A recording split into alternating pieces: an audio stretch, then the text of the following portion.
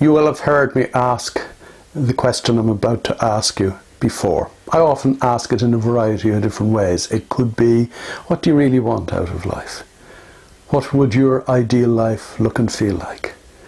What's the kind of life you'd love to live? It doesn't matter what way I ask it.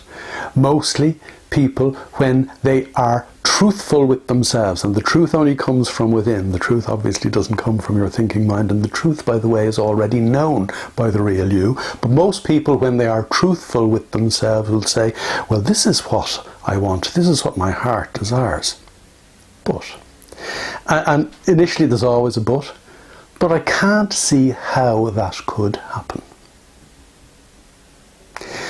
People often say to me, for example, I had a conversation a couple of weeks ago with somebody who was going for a big interview, and he said, what am I going to say if they say this or that or the other? I said, you're thinking about the how.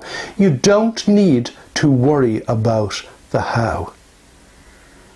The inner you, the truth in you, the real you, knows how. In every situation, knows exactly what you need to do, exactly what you need to say, exactly what you need to avoid doing and saying. It's how it's built, it's how it was always built, it's how it operated when it saved you from the person-eating tiger 7,000 or 8,000 years ago. It is how it operates now to enable you to do what you need to do, just when you need to do it, in just the right way, at just the right time, just the perfect moment, if you like.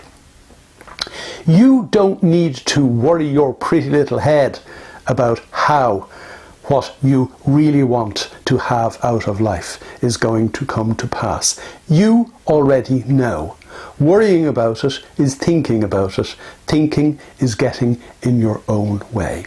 You only need to concern yourself with one thing, which I'll come back to next week. But we'll leave it hanging there for now by me saying the one thing you really need to concern yourself with is why.